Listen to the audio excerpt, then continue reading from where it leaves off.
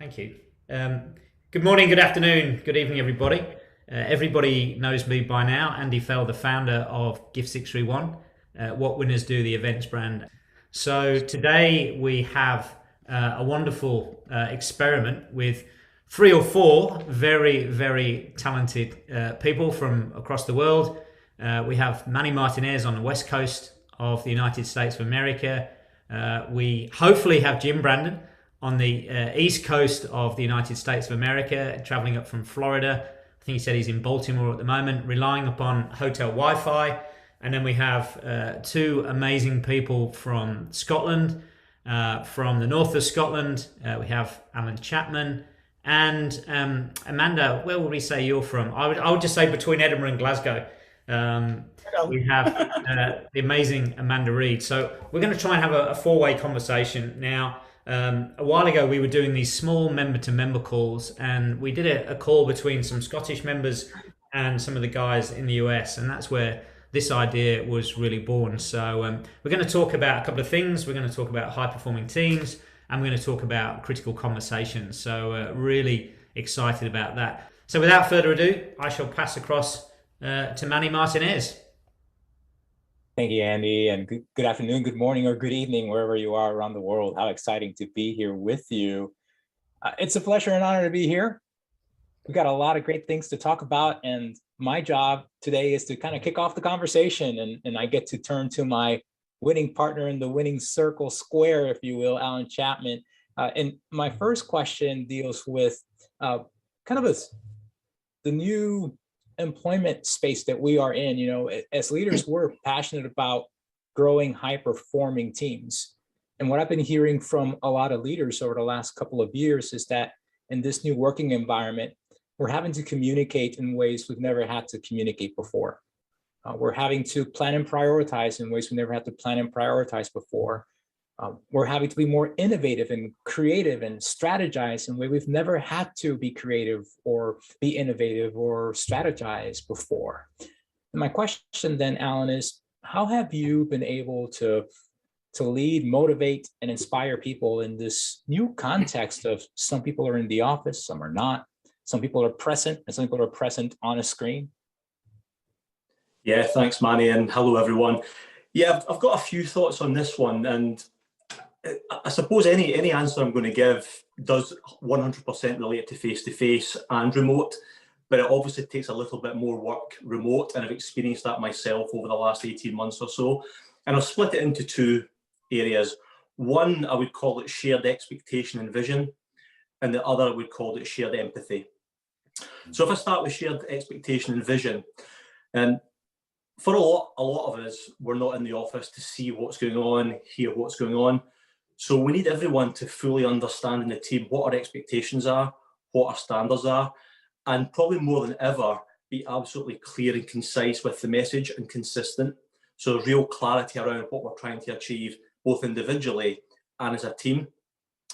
And it's fair to say, over the last couple of years, we've identified individuals who, I suppose, differ in different ways of how they communicate or how they prefer to communicate, whether that be the method of communication or the frequency.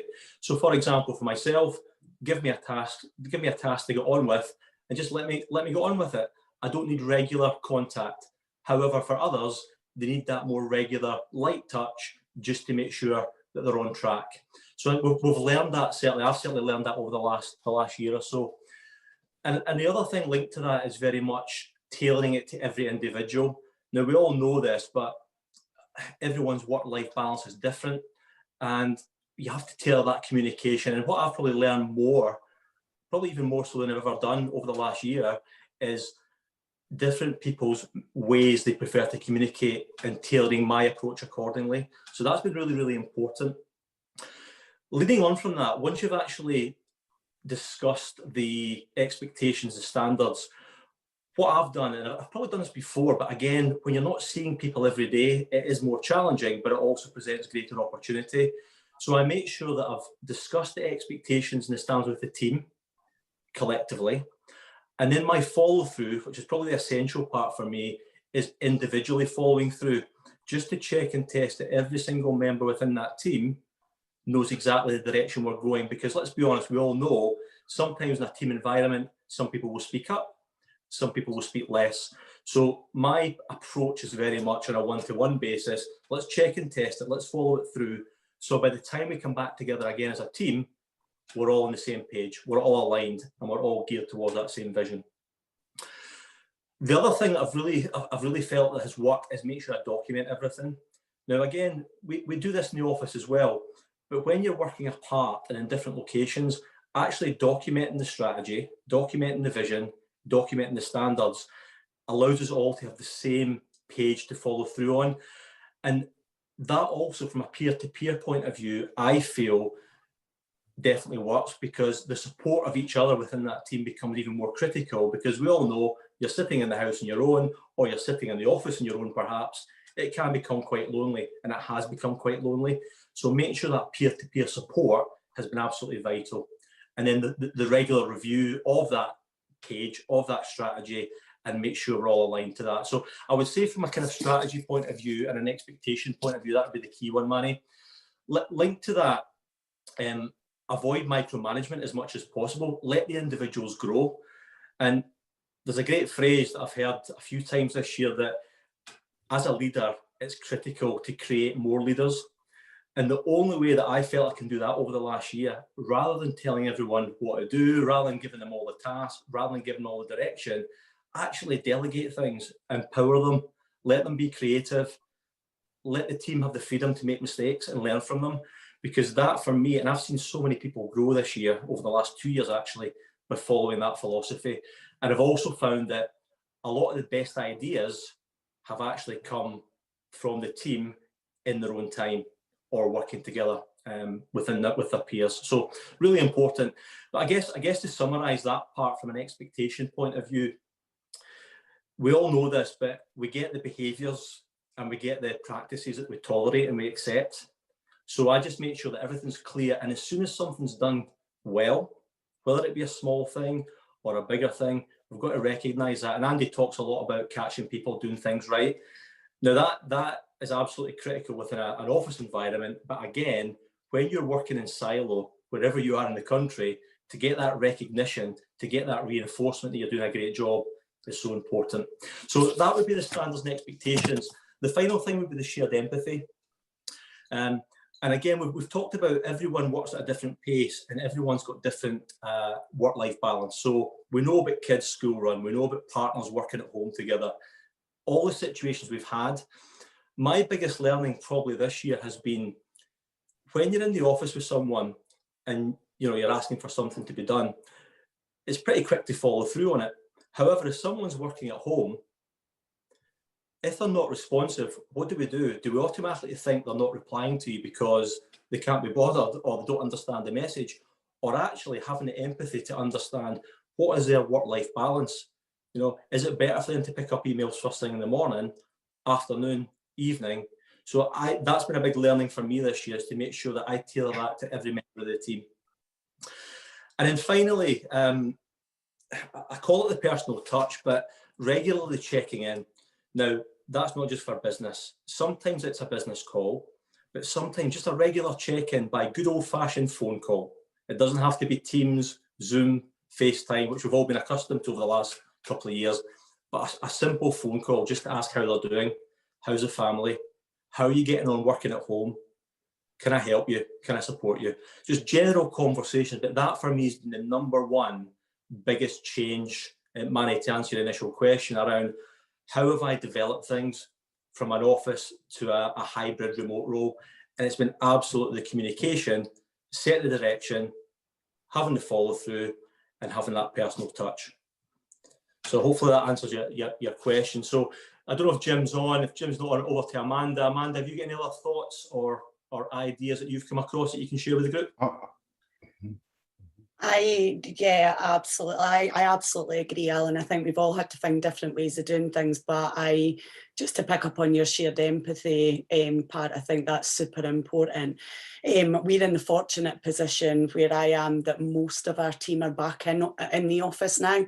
We have very few people at home, and the people we do have at home, the learnings that we've taken from the past couple of years of being at home is that shared empathy piece, but getting really close to people. What is it that they actually need from their work to make sure that they have that work-life balance, and being really open to allowing people to do things differently, because it is possible. You know, we all worked out that it is possible to do things from home, via Zoom, via telephone, etc., which is probably not something in our business we would have really considered before.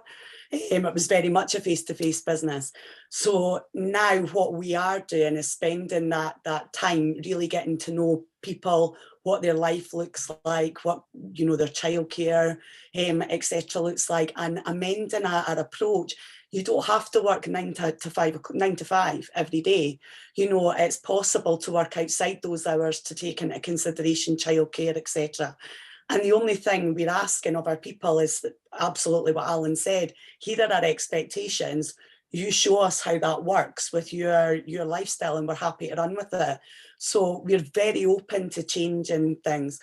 One other thing we've probably experienced is, and I'm sure everybody has, people are now thinking a lot more about what they want from life, and, you know, what they want from their working environment, etc. It's a bit like a big reset. And certainly I work for a mortgage broker. I head up a development department for a mortgage broker. And our guys are looking at different ways of working, self-employed. We've lost an awful lot of people to that sort of place.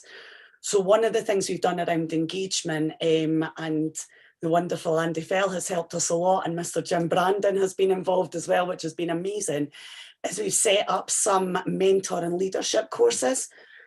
Some of our team are looking to take their career to the next level. They don't want to do what they're doing forever. And I think, you know, this global pandemic and the lockdowns have given people time to think about, what is my direction? Where do I want to go?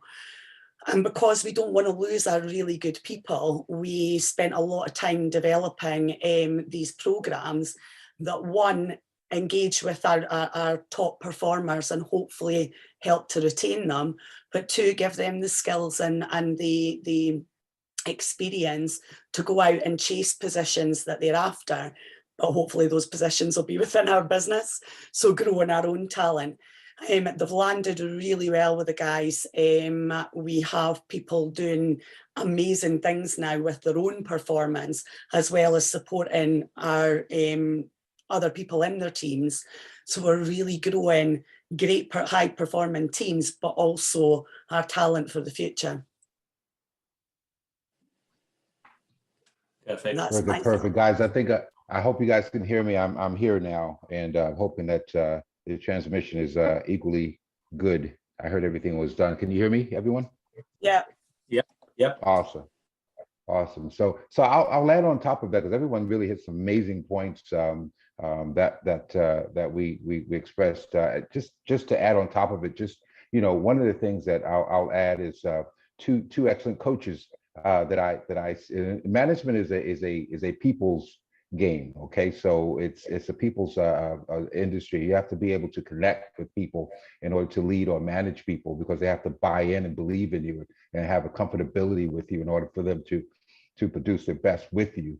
So then, therefore, I'll steal from a couple of coaches that I know of, and don't be afraid of stealing from each other, because coaching and managing is that you want to take the best of others and add it to your repertoire. But so one of the coaches I'll talk to you about is the head coach of the Toronto Raptors in the NBA. His name is Nick Nurse. He talks about the elephant in the room. And the other coach that happens to be with us right now, Mr. Andy Fell, who talks about making sure that you separate the issue in someone performing from themselves as a person, individual, or performer. And one of the things that Nick talks about is the things he wants people to feel comfortable enough for them to say what they really have to say. If there's something hindering them from being successful, therefore you'll allowing yourself as a manager to participate in the solution of the obstacle in order for them to to succeed. And I think that's very, very important, because that purity of connection has to be there in order to help a performer reach their very best. And then Andy also has something really unique. I love it. He talks about taking it off of them. He says, quite often, that what is it that's stopping you? So first of all, convince them that you believe that they have the ability to succeed. That's number one. It's very paramount. So I see your talent. I know that you can do this. You can perform. You can be very successful. So I'm taking off the individual. Now, what is stopping you? What are the obstacles that are stopping you from being as good and successful as I know you can be? And let's attack that jointly together in order to see if we can work together to alleviate that, so then you can go forward and be the person, the success that we know you can be. I think that those two things are huge, because you can skim over it and think you've addressed it and not. But if you do, you have to address it, whereas you collectively are attacking this issue or this obstacle that's helping this person, be successful. So those are things I would say as far as that's concerned, that I would add to the great points that everyone's made. But just remember, guys, when you deal with people, it's very important to understand that, first of all, the most key word in that is team. Okay, how do we, make this? So the team is everything. So remember, team, I have an expression that says, if we win, I win. When you're in a team, we win, I win is a very important equation, because, everyone there, you have a vested selfish interest in people around you being the best that they could be. Think about that. So if I'm being selfish, I want everyone on this panel to be very successful tonight, because it helps my performance, it helps the team.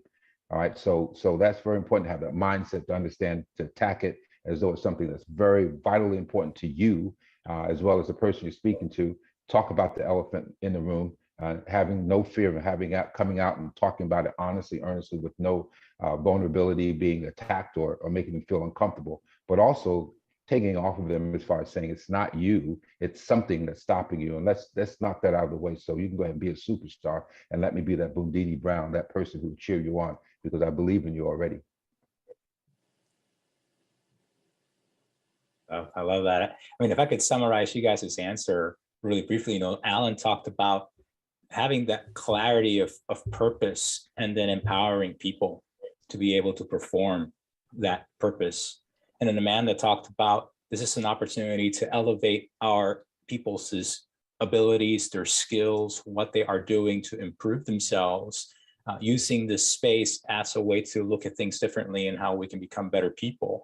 And then Jim, brought out those great points about, when we win, I win, and having that trust in our ability and capabilities of our people, and helping them see their way through to be successful and to do the things that they want to accomplish. Yeah, great thoughts, everybody. Wow, that's awesome. Love that. Can I ask you a question, Manny, if that's all right? Jim talked a wee bit about there around performance versus, taking away that interference part that allows people to be successful. So what sort of actions would anybody on the panel take when someone is underperforming, but they essentially are displaying all the right behaviours, they're displaying a desire to win, but it's just not happening for them?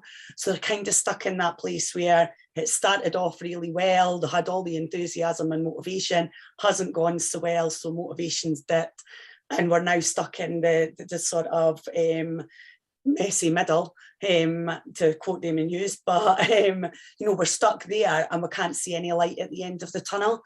What help or advice can you give me as a leader to help that person out of the messy middle and to real success? Yeah, thank you, Amanda. I believe very often our people want to do their best, that they have the best intentions in mind. And like all of us, we get stuck in moments where we can't see our way out, or we're in that messy middle and we're banging our heads against the wall and we can't figure it out. And I think it's leaders, really what we're best suited to do is to help them through that. Jim brought up some really good questions about asking, what might be preventing you, what's stopping you from moving forward. When I had to have some of those conversations where perhaps I had a particularly in the military, one of my employees, one of my subordinates, one of my airmen, if they were not performing to the level that I knew that they could, they were meeting that expectation. It was a matter of having that conversation, first of all, by going through the set of expectations. These are the things that we are looking at, what we are working towards. And here's the areas that are going well. And here are the areas that I see perhaps we're having some issues. And then just flat out just asking, what are the things that are preventing you from getting to that next step? What's stopping you from accomplishing this particular task? What are the things that are impediments to getting to where we want to go? And allowing them that space to speak. I came up with the old school mentality of, this is what you need to get done. You need to get it done or else. Well, that doesn't work. And quite frankly, when we were in that space, we didn't like it anyway. So why should we go ahead and continue to use that sort of style? I wouldn't call it leadership, but management style. Therefore, having that, what's blocking you? What's getting in your way? What are the things that are preventing you from getting to that next step or accomplishing that task? And then together ask those questions. What can you do differently to overcome this challenge? What's a different way you can look at this? What's a different approach we could take? And allowing for that person to answer those questions.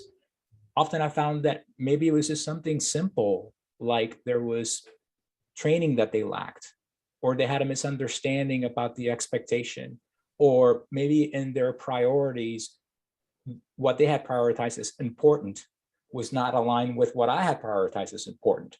And being able to have that discussion and sometimes reprioritize the things that need to be done. It might have meant, okay, in order for you to do that, I've got to take something off your plate, or I can maybe move that over to somebody else. But then asking, what are some of those solutions? What are some of those ways we can move forward? And then once that happens, it's very important for not just for yourself, but the person that you're having that conversation to have clarity on what are those things, like explain that again. So what I'm hearing from you is that in order for us to get past this particular step, for you to get over this hurdle, these are the things that we need to do. Is that what I'm hearing from you? And that's important because there could be something that is not being said or not being spoken, and revalidating what's being told, what's being spoken is important. So we make sure that we understand and we have an agreement. And then from there, once we know this is how we're going to move forward, this is what we're going to be doing differently. This person's made that decision, by the way. These are this person's ideas. It's a lot easier for me to execute on the things that I have agreed upon versus me being handed the answers, if you will. It's easier when I've thought that, I have that buy-in because I've come up with the solutions. Yet just as important, there's that follow-up piece. Let's talk about this. When can we set up a time to have that follow-up? I found that in many situations, what really kept things moving when I worked with my teams was to have that particular time every week, or however you decide that to be, how often, the frequency, but just set that time aside to have those conversations. What's going well, what's not going well, what can I help you, which obstacles can I help you remove? It's really important. And it goes back to many of the things that Jim said, and also with Alan, the empowerment piece is so important. When they are empowered to make those decisions, then they're going to have that greater sense of worth, value, and they're going to be able to continue moving forward. Hope that helps me answer the question.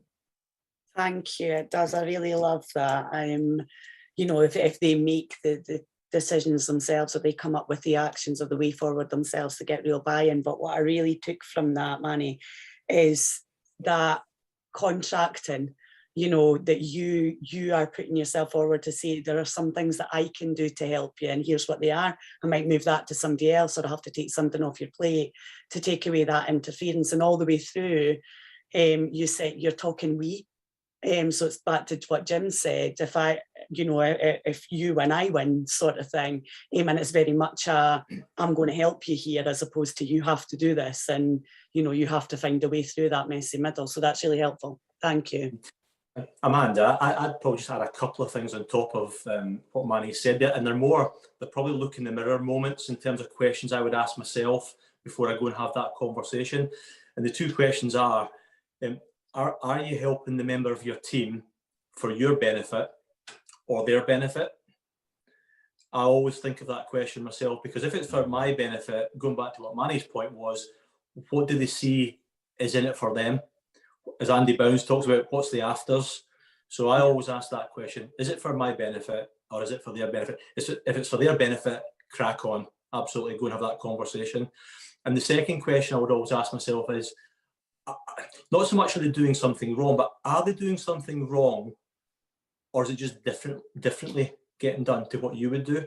So if you're looking at underperformance, for example, if someone's showing the right behaviours but perhaps not performing at that level, when you're having that conversation, that messy middle perhaps, are they doing something wrong, or is it actually just different? Going back to my point about expectations and standards, my expectation and standard might be a lot higher than that particular individual, but that doesn't mean to say that what they're doing is wrong.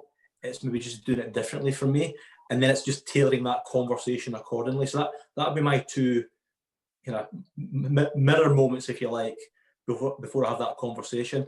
And the third thing I would say, and I did say this earlier, but I'll repeat it because it's equally important, is just celebrating those little successes. So even somebody that's in that messy middle, just one little nugget, one little gem where you think, do you know what, that individual's starting to turn the corner or starting to take momentum, recognize it really quickly, because the sooner you recognize that, the more they want to do it again. So that's what I would add. Thanks. I like the mirror moments, Alan. Thank you. And that recognition piece is so important, isn't it? Yeah. Thank you.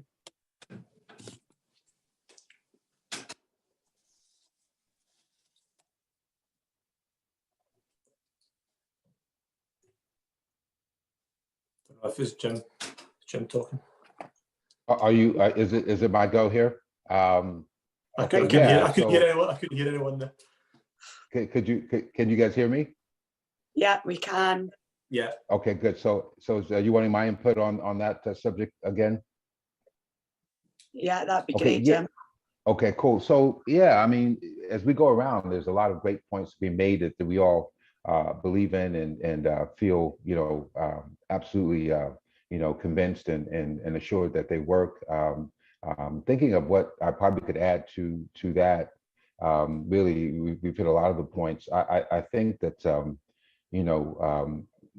like you said, one of the most difficult things with coaching and managing, okay, is a lot of times your expectations and your thoughts of the abilities of those you manage and coach are often higher than theirs for themselves.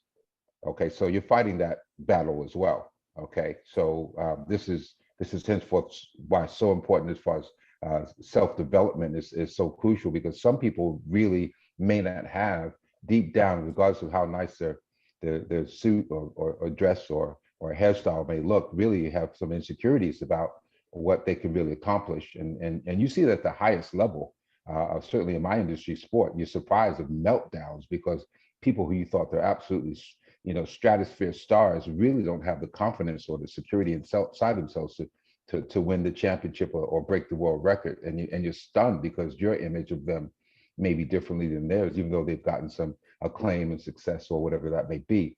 So understand that it's a psychological thing. I always say you have to be a psychologist a bit in order to manage and to coach people, because you have to try to get through to them in different ways. And they're all different. Everyone's different. So one way to reach, Alan is different than reaching Amanda, is different than reaching Manny or myself. There may be 4 different angles. So you really have to, that's where the connection with people is all about, in order to read them and feel them and understand, what they're all about in order to manage them. The other thing I'd like to say is a lot of times too, you'll have a great performer who's in the wrong role.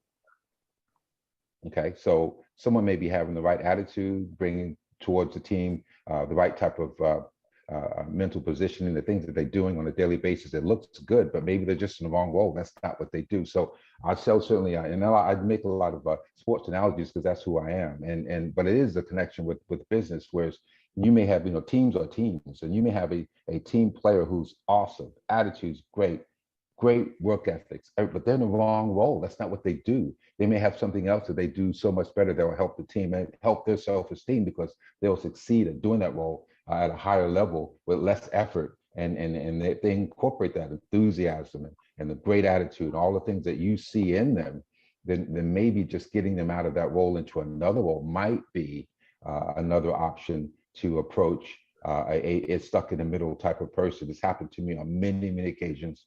I've moved the person to a different role and they absolutely shined. And it was so great to see the smile on their faces and how they were participating and contributing to the success of the team. And I felt good too, because I was able to recognize that this person was a winner, but just was in the wrong game. And so, you know, I had to move the role, and it was a great feeling. So just keep in mind that, you know, all of our talents aren't the same. Amanda's way better than me at many things, and I may be better than her in a couple things, and doesn't mean that either of us are not valuable. It's just that we have different skill sets, different talents, different nuances to our personality that we can add to a team that's just different. So look out for that too, as far as you know, putting the right player in the right role. Great advice. Thank you, Jim. Amanda, did you have another question you wanted to ask? We spoke earlier about like kind of critical conversations as well. Yeah, so I suppose if, you know, and the messy middle one, if you've done everything that we've spoken about, I suppose, and, you know, we have considered another role and maybe that person thinks that they should be in this role, or there isn't another particular role for that person to go to, and we have to have a critical conversation with them, a real proper, you know, underperformance conversation. I think my question is, how do you prepare for that critical conversation? And I'll just throw that open to anybody who would love to answer it. I'm happy to start it off, Amanda.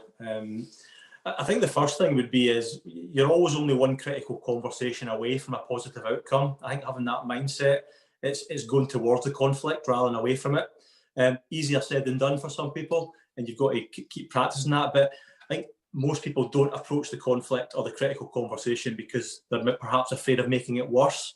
So that would be my first advice would be, you're one conversation away from getting the outcome that you want or the individual wants, or more importantly, both of you want, because that's that shared experience.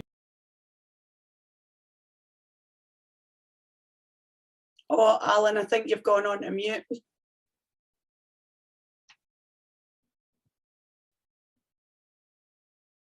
Sorry, can you hear me now? We can hear you now. Sorry, that's my fault. Sorry. Yeah, I'll go back to the mirror moment that I talked about earlier as well, because if you think about what will happen if you don't have the conversation, so I think of the opposite, I guess. What will happen if you don't have it, or you have it and it's a poor conversation? So there's a few things will happen. One, frustration will set in for both you and the individual. Tension is going to rise for you and the individual. Probably more importantly, trust starts to disappear between you. And then the collaboration is finished. So if you think of that full circle, by approaching that conflict, yes, it might be difficult, or that critical conflict, yes, it might be difficult. But if you prepare your mindset, I guess, for it, first of all, and what will happen if you don't have it? We don't want tension. We don't want collaboration to be done. We don't want trust to be lost. That's probably fundamentally the first part of the preparation, before even the conversation itself, actually the structure of what you want to say. It's kind of how you want to approach it. And the third thing I would say is, when you get into that critical conversation itself, there's going to be awkward silences. We all know that. We've all been in them. Don't panic in these situations, or the opposite. It's a pink elephant, isn't it? You know, embrace it. Sit and be quiet. Say nothing, because again, from experience, when I have a critical conversation, it's usually those awkward silence moments that we get the best answers and the best discussions. And no matter how tempting it is to jump in with a solution and get into solution mode, just sitting back, and yeah, it might be tough, but actually, ideally, you'll get the right outcome for you, and more importantly, for the individual that's sitting in front of you. And let's be honest, not everyone, but most people thank you longer term for a critical conversation. You know, a lot of people, and we've all had it, where they come back and say, look, I really appreciate you taking the time. I really appreciate you being direct. I really appreciate you listening to me. So hopefully that helps a little bit, Amanda, but for me, it's more about the preparation of the mindset before the even structure of the conversation. Thank you, Alan. That's great. And you know what? I really like that you're only one conversation away from the outcome that you want. And I suppose the more you do put it off, and I think a lot of the time we do put it off because it's uncomfortable. It's uncomfortable for us, but I suppose we need to think about it's probably going to be more uncomfortable for them in terms of having that conversation. But the more you put it off, the more destruction it probably causes, and the harder it then is to actually sort it out further down the line. So it's that eating the frog thing, isn't it? It doesn't matter when you do it, you still have to eat it and it's still a frog. So get in there and get it done. And as Andy says, get it done when you're in that high energy place, that you can take that conversation and then make it really solution focused to move forward in the most positive way. No, that's helpful. Thank you.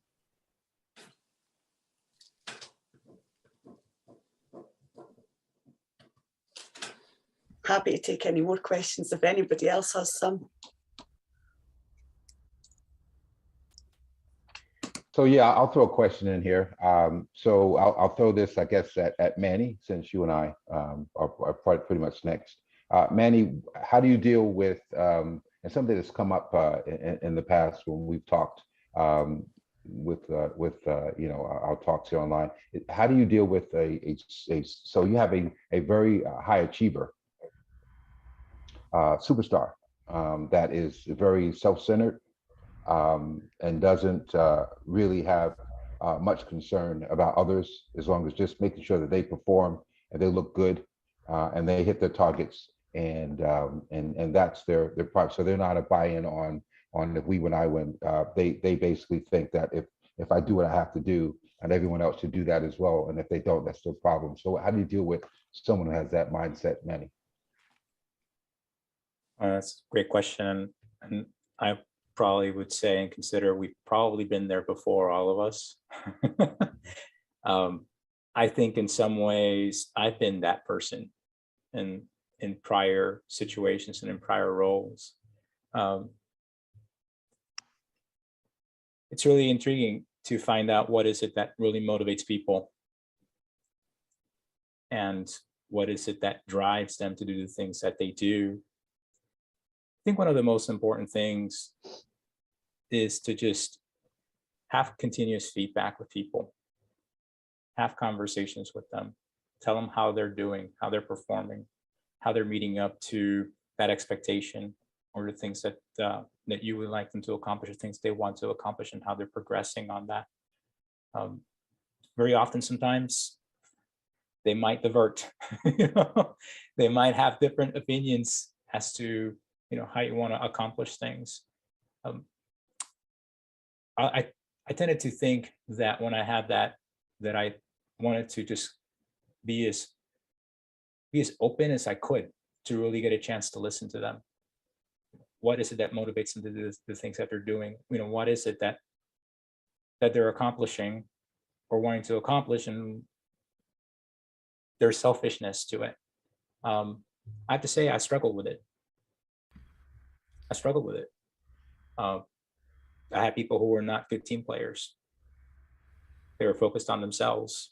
And given the opportunity, they would shine the spotlight on themselves. And the best thing that I could do is continually give them that, candid feedback as to how that would impact your team, how that it would impact your organization. I even had a conversation one time that I said, when my boss, your commander, has to go to her boss, the next commander, and apologize on your behalf for the things you're doing or not doing, I cannot in good faith then endorse you for things that you want to accomplish. And that's difficult to say to someone, because you want them to be successful. To be able to understand that can be very hard. But having that constant feedback, having that constant information coming to them, sometimes you're able to bring them back off the ledge a little. That's the best I can answer. I still struggle with it, as you can tell. Excellent. So yeah, I've got, if you don't mind, first of all, this has been the hardest thing for me, just being quiet for 40 minutes and just listening. And I've taken about a million notes on a million things. I need to listen to this again so I can pull some threads together. But just in terms of that, Jim, I always had two people in my mind whenever I was going to have one of these types of conversations. The first was Jack Welch, the old CEO of General Electric. He used to say, I give everyone a second chance on the numbers. I give no one a second chance on the values. So if your selfishness is displaying itself in a way that is really impacting others within the team, then that's an issue. And the other guy is a guy called Jack Daly, an American guy who's regarded by many people as the number one sales trainer in the world. And I was emceeing for Jack, and he was asked that very question. And this was his response. He said, well, my first approach would be I'd go and see the individual and I'd congratulate them for their outstanding performance. My second approach would be I would then say to them, however, what you're doing is very self-centered and actually is doing nothing to add any value to anybody else in the team. And our organizational values are this. And my expectation is that it's not an and or, it's an and both. So my expectation is that you would continue to deliver those exceptional results, and you would start to share some of the secrets of your success with the others around you. Then you'd say, however, if you're not prepared to do that, what I'm going to absolutely demand is that you continue to perform at the level that you're at, but you isolate yourself from the rest of the organization. You don't expect to get involved in anything that we're doing as a team, as a business. You keep yourself to yourself and you perform. So in a sense, you won't be helping us, but please don't expect us to be helping you in any way. As soon as your selfish behavior starts to seep into the rest of the team, then I'm going to draw a line. And however good your performance is, we're going to have a different type of conversation. And again, a bit like Manny, it's the most challenging thing ever, isn't it? Because we all need high performance, and I think any A-grade team will have a balance between A-grade team players and A-grade performance players, but it's trying to get that balance right. The other thing I would say is whenever you then get a chance to recruit, be very, very careful on what ground you are recruiting, because you can recruit someone who can smash numbers, but they can cause carnage with your organizational team culture. So hopefully that gives a couple of thoughts from a couple of different perspectives.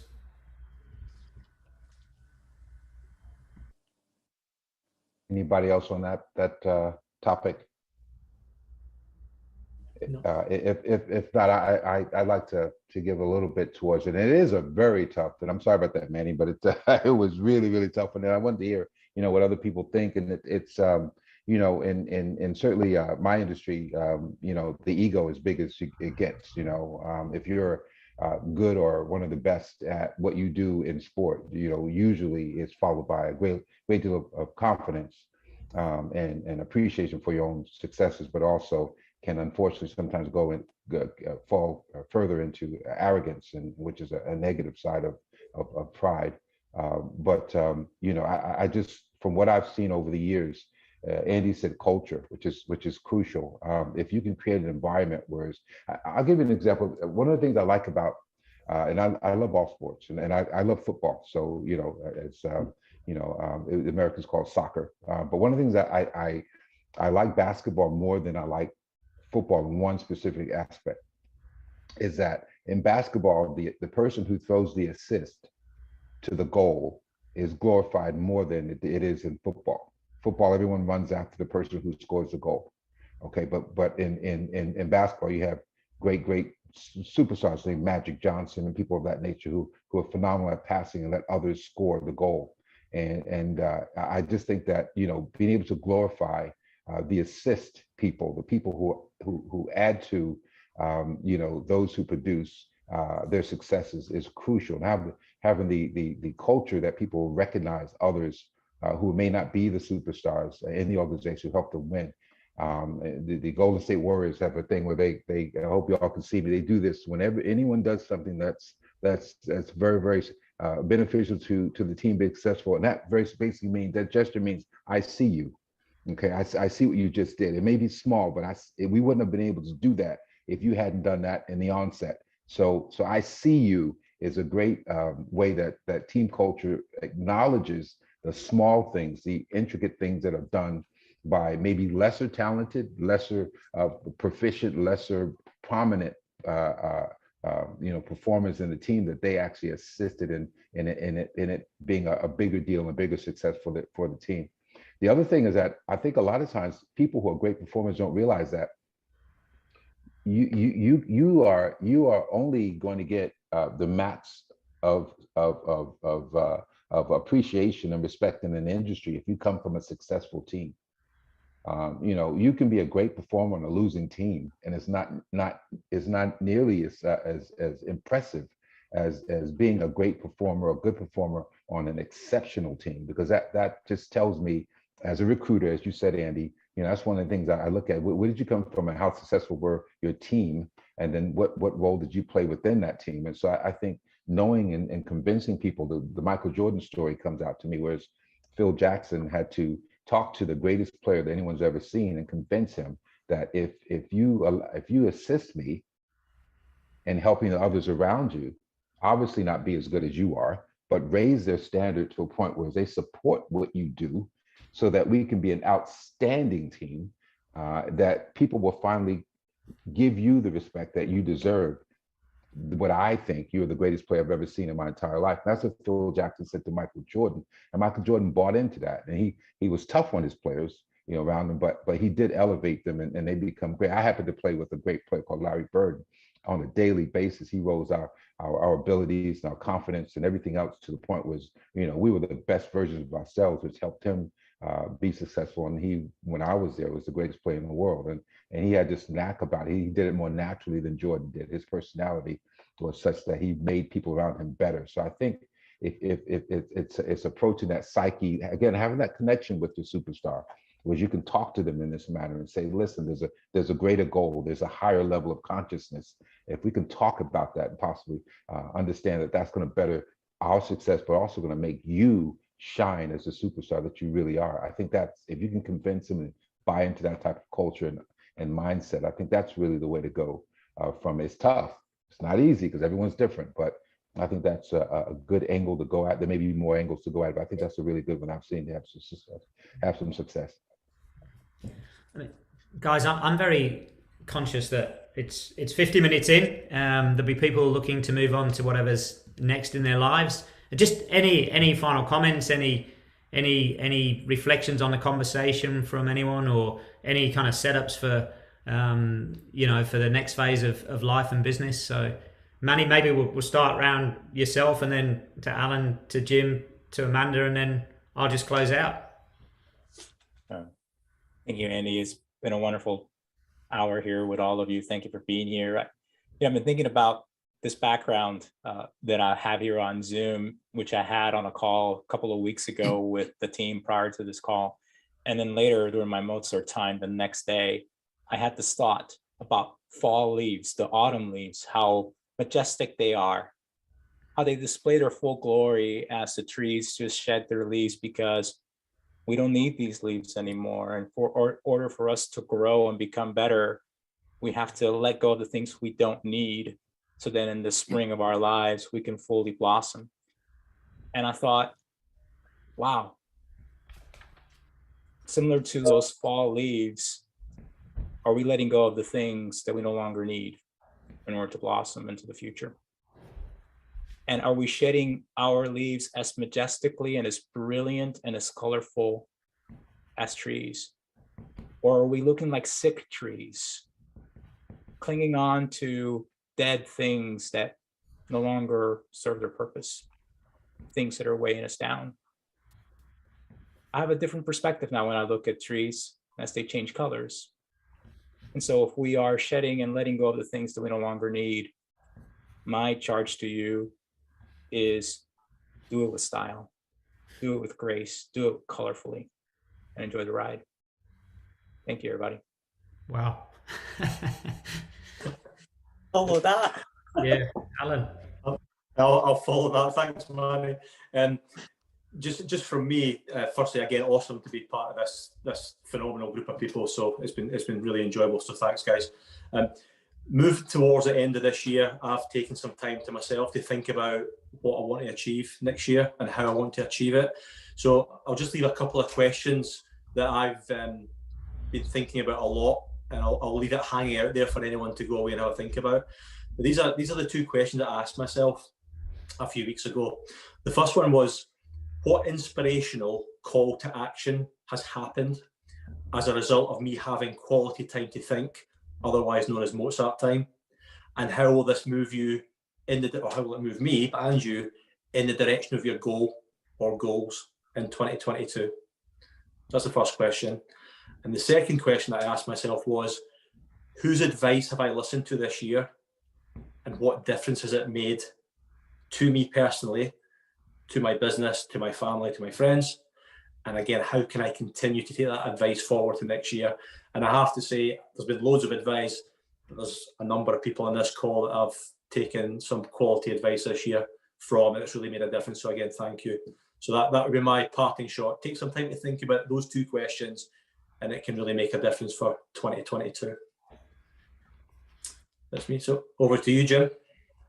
Okay, so some really, really great things. And first of all, I want to say to all the other three panels, Alan, Amanda, and Manny, just really great being with you guys and sharing ideas and enjoying some of the great insights that you all have. And I want to, just and give a plug to the platform we're on, really, this Gift 631. And I always talk about the fundamentals of what this provides, but it also provides the place to go. Okay, this is a micro clip of what Gift 631 is all about. Going someplace where people have, positive mindsets and have ideas and philosophies that benefit and support the things that you want to do in your successes going forward. The future you, what it's all about, where you're going to be in the future. And I think the way that we went around this wonderful winning circle or golden circle is what Gift 631 is all about. It's about coming someplace where you can get some positive support and understanding as far as how you can approach things, get a different perspective on things, and help you be as successful as you can. So what I think that certainly all of us, and you've heard me reference several people in my talk today who are on this panel and also in this group, come here to get that, because it's difficult, because a lot of times in our workplace we don't have necessarily many people who we can go to and talk to and get this sort of support. This is the place to come. The Gift 631, which you want to meet people on your level who has that mindset, moving forward, being positive, and is trying to be winners that you can steal from and feed off of and inject your own thoughts. So that's my plug for Gift 631. What I'm going to do more in the future is be more and more part of this whole phenomenon that we're a part of right now, and participate, but also gather some positivity from you guys as well, like as I did tonight. So thank you guys, appreciate it. My turn, I think. Firstly, Andy, thank you for setting this up. This is a first for me, and it's been great. Manny, Alan, Jim, thank you for spending some time with me this evening. It's been great to chat with you guys, and thanks for everybody else for joining us. Alan talked there about what advice have you taken this year, and how does that move you into next year. So my last thought is some advice I took very recently, and I just wanted to share with you all. As you may or may not know, I've been working with Andy and Jim over the past year, delivering some leadership programs to my team, and it's been absolutely awesome. I was then asked to do it to a peer group and to some senior managers, which I freaked out slightly at, but both Andy and Jim have supported me really well. And myself and Jim were doing a prep call just before the session, and I was telling Jim how nervous I was about delivering this session. And he gave me some amazing advice that I used, and he said to me, one, speak from the heart, and 2, don't be afraid to tell your story. And, you know, I've never done that before, really. I've always stuck to the fundamentals and the practices that we all know and, you know, we've learned, so we train them out to everybody else. Best bit of advice ever. I went into that session. Andy did his bit, Jim did his bit, which were both awesome, and I told my story, or bits of it. We did only have a day, but I told bits of my story. But I don't think we do that often enough, and that's the advice that I'm going to take forward into 2022. You know, we've all got our own story. Success isn't a big event that happens, it's a journey. We've all been on that, we've all had challenges, we've all had great moments of inspiration, etc.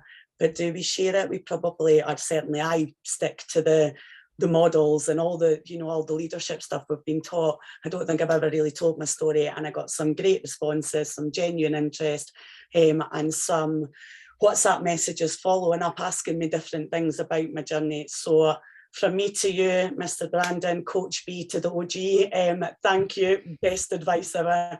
And I'm going to take that forward into 2022 by telling more people more of my story. And I think we should all share our successes. I think it's really important, keeps it real. Brilliant. And that's just what everyone said there, just phenomenal wrap to a phenomenal session. I need to rewatch and I've taken millions of notes, but I need to go back and get them. So thank you to the 4 of you. That's been absolutely phenomenal. Thank you to those that have joined us. It's just been it was something new, something exciting, something different, and it's been a real privilege to listen to you guys share some absolute wisdom. I'm off to shed a few more leaves, and looking forward to whatever's next in 2022. So take care, everyone, and keep winning.